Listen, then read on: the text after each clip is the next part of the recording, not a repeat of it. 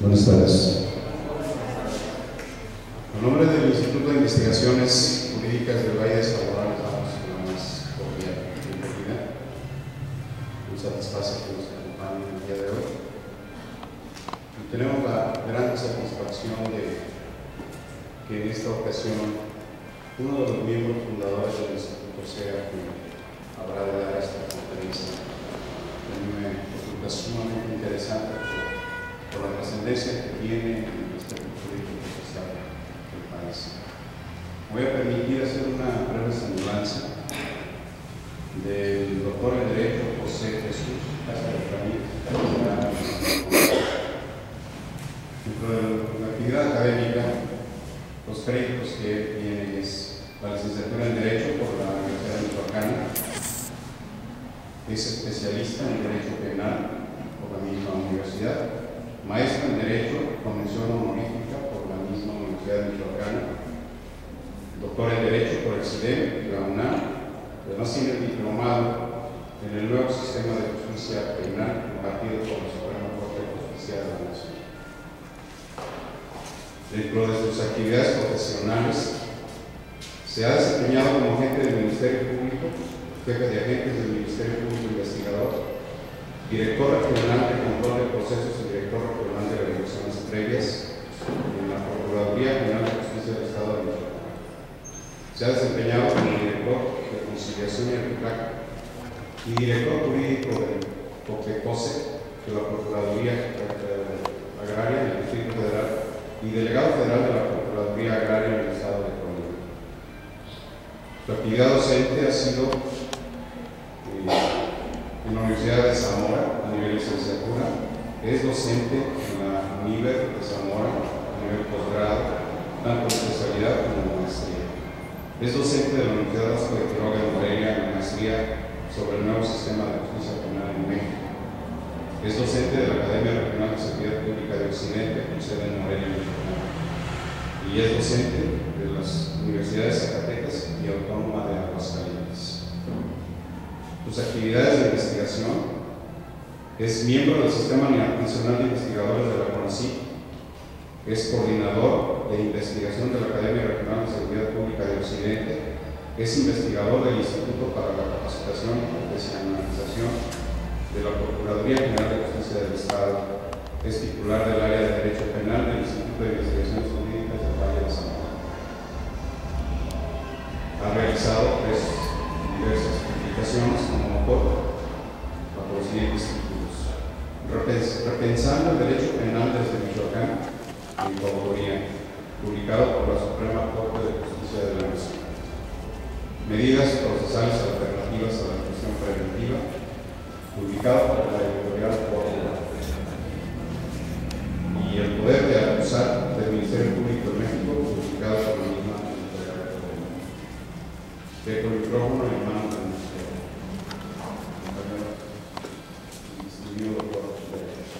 Buenas tardes, con el gusto de estar aquí con ustedes como miembro del Instituto de Investigaciones Jurídicas del Valle de Zamora. Es para mí un grato, más que agradecer, soy miembro fundador del instituto, agradecerles su presencia a ustedes y desde luego el interés por este tema que es de observación obligatoria para todos los operadores jurídicos y la sociedad y los medios de comunicación, todo lo que se refiere al nuevo sistema de justicia penal en México.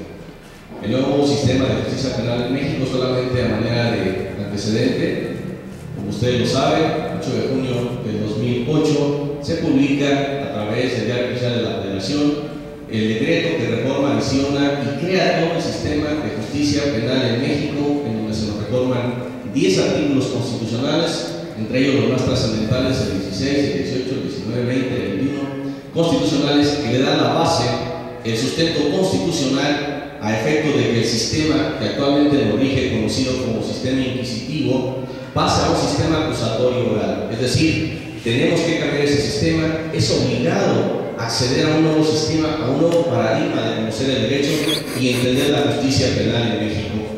El nuevo sistema de justicia penal que ahora va a tener vigencia en Michoacán y que ya está en los 17 estados de la República, faltamos 15 estados prácticamente de su implementación, estamos trabajando, pero prácticamente la mitad ya de la República Mexicana tiene el nuevo sistema. Ahora, con la creación del Código Nacional de Procedimientos Penales, pues se homogenea y se conforma toda una legislación base tipo para que la legislación y el procedimiento sea exactamente el mismo en cualquier parte de la República. Esto, como ahorita lo vamos a observar, trae un antecedente muy importante. ¿Y por qué cambiar el sistema? ¿Por qué venirnos a un sistema de justicia adversarial, acusatorio y oral cuando teníamos un sistema inquisitivo o mixto?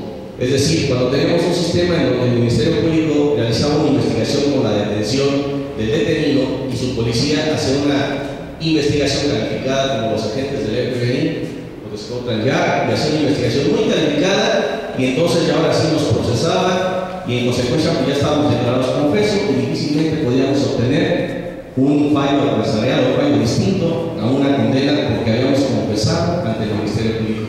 El nuevo sistema le quita la fe pública al Ministerio Público, que es una gran ganancia. La confesión solamente va a tener una valía siempre y cuando se haga ante un órgano jurisdiccional, y desde luego incluso le va a traer beneficio al inculpado desde el momento en que él confiese el hecho y o abrevie o resuma o simplifique la justicia penal y en consecuencia haga más ágil el procedimiento penal. Y este sistema de justicia penal en México que viene, cuyo antecedente podemos decir que en los países anglosajones, como ya lo sabemos, Inglaterra, Estados Unidos, Escocia e Irlanda, son los países que tenían el sistema del common law. México, al igual que Latinoamérica, se tenía que globalizar también en el sistema. Parte de ello fue el Plan Mérida en Yucatán, que de alguna manera propició que los Estados Unidos nos facilitaran recursos para el combate a la delincuencia, pero siempre y cuando modificáramos, diéramos un giro, una vuelta al sistema inquisitorial, oscuro, arbitrario que teníamos en México, y entonces pasáramos a este nuevo sistema con una objetividad distinta, con la publicidad, con la contradicción, con la continuidad, etc. Es así pues que cambia el sistema, obligados en cierta manera por las circunstancias. Solamente por comentarles, Costa Rica desde el año de 1996 tiene sistema de justicia penal adversarial, Colombia en el año 2000, Perú en el año 2004, Chile en el año 2002. Entonces ya los países ya tenían la reforma constitucional debidamente fundamentada y la han estado trabajando, y México no la teníamos.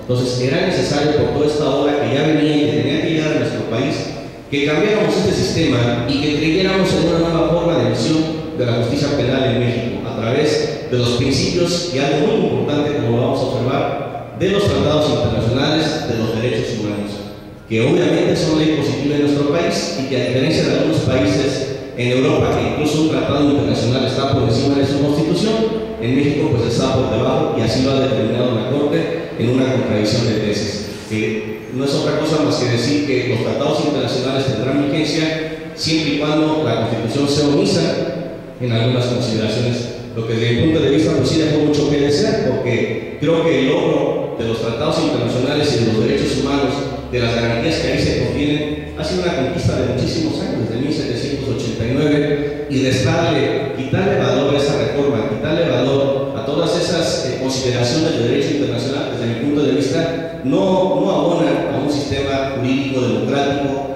y en consecuencia más justo en nuestro país. Es así pues que, debido a este nuevo sistema de justicia penal del 2008, se empieza a crear y a tener iniciativas sobre cómo homologar el sistema, porque cada uno de los diferentes estados de la República, por ejemplo Chihuahua, implementó el sistema en el 2006, antes de la reforma constitucional. Nuevo León en el 2009, en el 2007, antes de la reforma constitucional.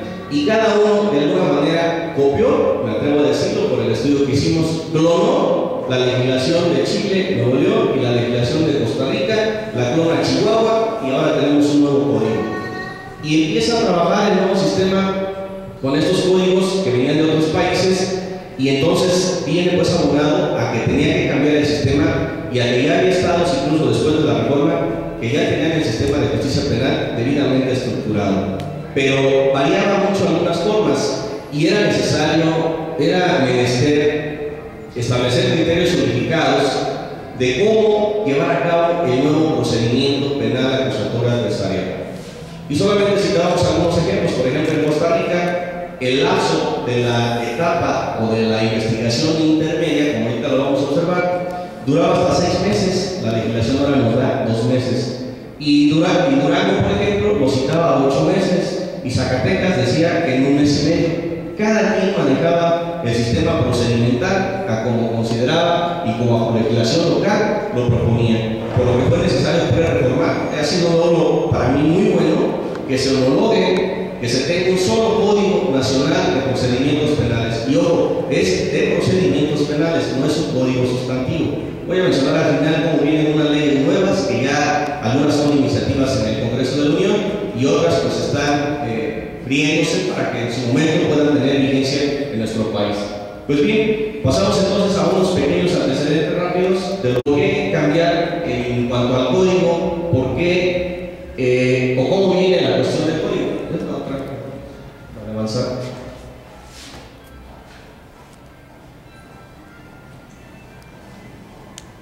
Y podemos citar primero la CONATRIP, y así son 5 por favor. La CONATRIP en 1909. Sencillo, la CONATRIP, que es la Comisión Nacional de Tribunales de Justicia del país, en el año 2009 creó una comisión en la que se unificaron criterios y se trató de establecer un nuevo código de procedimientos penales único en México. En la CONATRIP tuvimos la oportunidad de participar en la UNAM como parte de la UNAM en este proyecto de la CONATRIP, en lo que se refiere a los medios alternativos de solución de conflictos. Ahí tuvimos la oportunidad de participar en este proyecto que pagaron los tribunales de justicia de todo el país, y en consecuencia pues, fue la primera iniciativa donde se alzaron las voces de que el sistema debería de cambiar y que teníamos que tener un solo código en toda la República Mexicana. Posteriormente, en el año 2010, con el Consejo Técnico para la Implementación del nuevo sistema de justicia penal en México, que depende de la Secretaría de Gobernación, parte de los transitores de la reforma 2008 crea este Consejo Técnico formado por los 3 órdenes de gobierno a efecto de los 3 poderes, a efecto de que se creara una comisión para que empezara a estudiar todo este proyecto, y efectivamente a través de esta Secretaría de Gobernación, a través de esta Secretaría o de este Consejo Técnico, empieza también a trabajarse el tema de una unificación de leyes procedimentales en todo el país.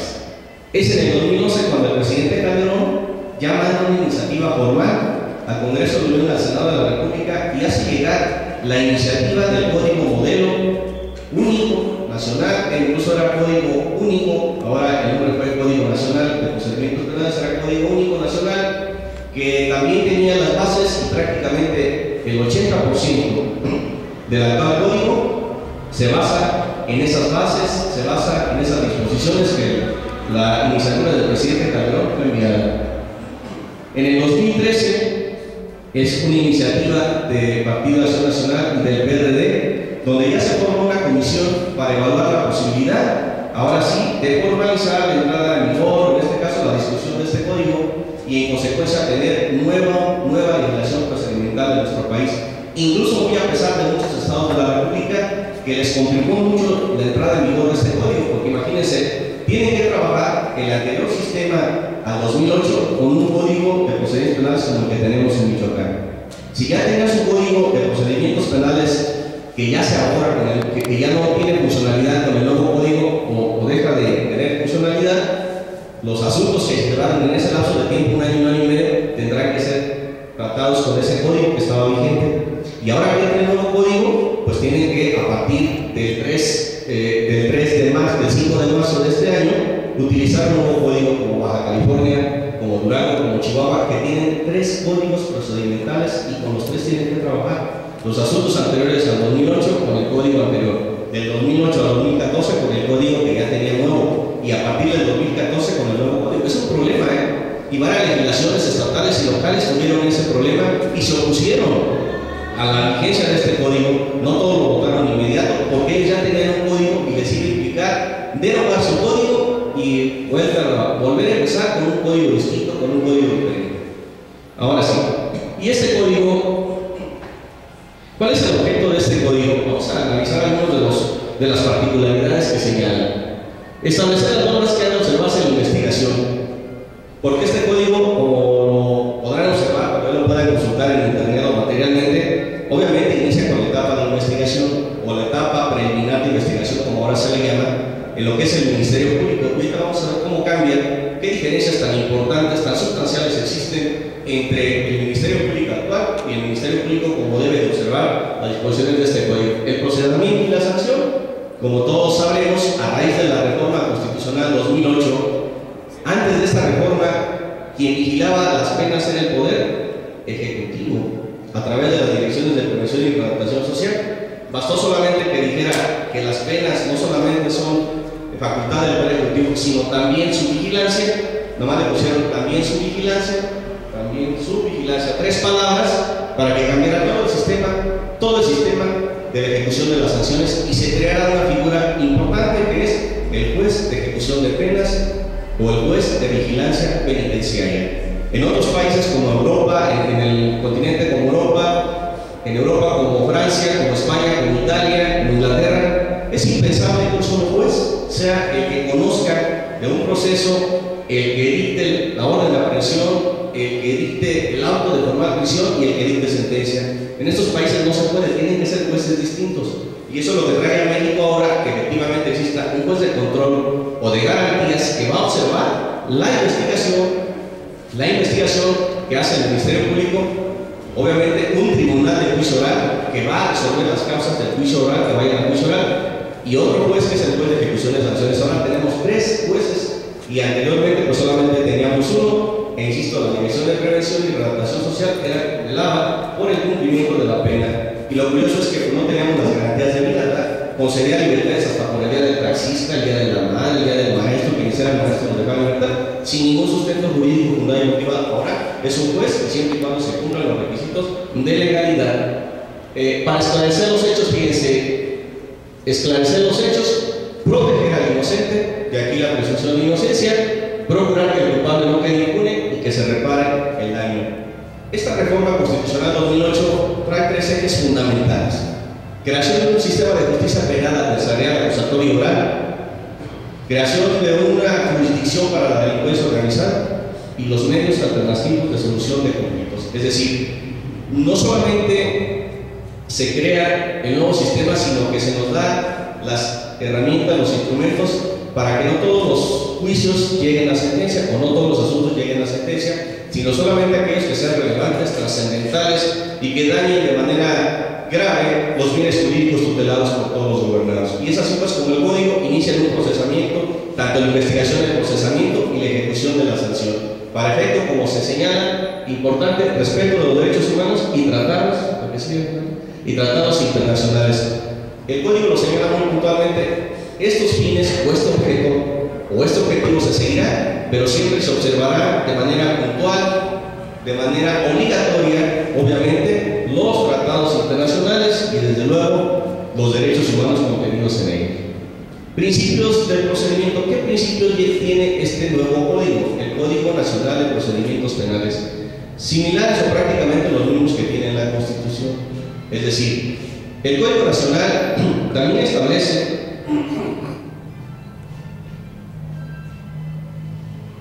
como uno de los principios básicos la publicidad.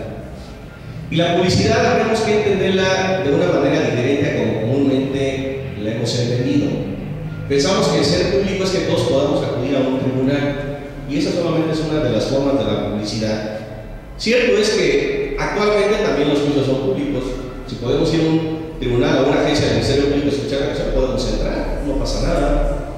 Podemos entrar a un juzgado de primera instancia al área de locutorios, perdón, al área del juzgado, donde está la barandilla, y podemos ver que también es público. Podemos estar ahí, no participar, pero sí podemos estar presentes, por lo tanto también es público. Y entonces, ¿en qué cambia?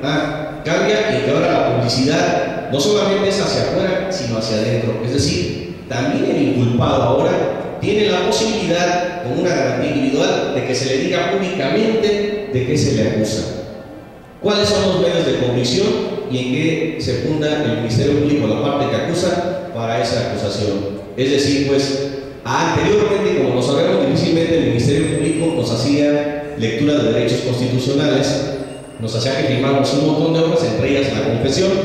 Pues ahora en el nuevo sistema, para que esto tenga validez, tiene alguien en público, públicamente, quien me acusa a decirme qué es lo que se le está acusando, qué delitos, en qué se funda, qué pruebas tiene en mi contra, y en consecuencia en la presencia de un juzgador. Por eso es público también, no solamente porque el público, porque la concurrencia, porque los medios de comunicación puedan estar en un tribunal, no solamente una parte hacia afuera, pero hacia adentro. La publicidad consiste en que se le diga cara a cara, de manera verbal y de frente al inculpado que se le está acusando. ¿Qué excepciones tenemos? Seguridad nacional.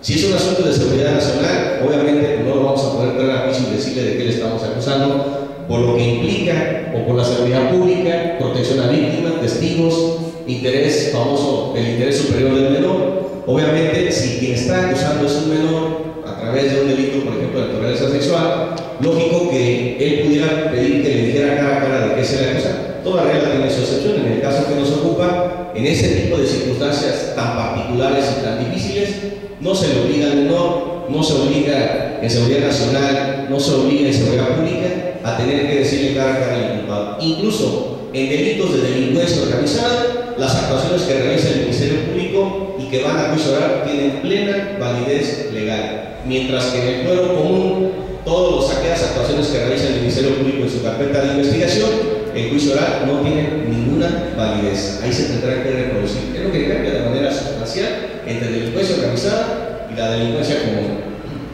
La contradicción, bueno, pues, ¿qué es contradicción? Controvertir, contradecir, contrariar a la otra parte. Es decir, el derecho que tenemos de poder defendernos a través de los medios de convicción de un abogado, de lo que se nos está inculpando. ¿Y qué excepción tiene? Pues igual, una orden de aprehensión. No me van a llamar o no van a llamar al inculpado, en este caso al imputado. Ahorita vamos a ver por qué imputado, por qué acusado y por qué sentenciado, que no es lo mismo y que la misma legislación ha sido muy puntual. Es imputado cuando el Ministerio Público realiza una investigación. Es acusado cuando entonces se dicta la audiencia de formal acusación. Y es sentenciado cuando tiene la sentencia, y es reo pues cuando ya está conjugando la sentencia. Lo correcto es imputado en el Ministerio Público, acusado en el proceso, sentenciado una vez que dicta la sentencia. Ahorita lo vamos aquí a advertir. Y en consecuencia, pues, hay excepciones. A una persona no se le puede dar el derecho de audiencia porque le van a catear el domicilio. Sería incorrecto, sería no usual que le dijeran vamos a catearte para que escondas todo. Claro que no. Aquí, obviamente, no hay contradicción, no se le puede informar al inculpado, ni al defensor. Y en delincuencia organizada, pues no se diga los cateos en delincuencia organizada, cuando se tiene una persona, por ejemplo, secuestrada para su libertad, obviamente que no se le va a informar, no se le va a dar el derecho de audiencia, en este caso a las personas que van a ser enjuiciadas por tratarse de delincuencia organizada. Principio de continuidad, como su nombre se escucha, como se menciona, todo el procedimiento debe ser continuo, seguido, concatenado, vinculado de una manera puntual, es decir, tiene que seguirse continuamente y solamente se podrá interrumpir, como señalamos aquí, hasta en una sola ocasión y hasta por 10 días. Cuando ¿qué suceda? Pues cuando no comparezcan las partes, por ejemplo, algunos testigos no puedan asistir por alguna circunstancia fortuita y que el tribunal acepte como justificante, obviamente cuando van a ampliar alguna acusación o alguna enfermedad, o incluso si el juez de control pudiera estar ahí en una inconveniencia particular, que pudiera enfermarse o alguna situación que le informaran que algún familiar está grave, etcétera, él pudiera ausentarse, y dice el código que podrá ser hasta por 3 horas, se interrumpirá mientras se designa a otro juez de control que lo sustituya. Si no hubiera jueces de control, entonces hasta por 10 días según la legislación nueva, el nuevo Código Nacional de Procedimientos Penales. Otro de los principios es el principio de inmediación. Este sí no tiene excepción. Es decir, se requiere la presencia de manera inobjetable del juez en todas las audiencias en las que tengan que hacerse valer derechos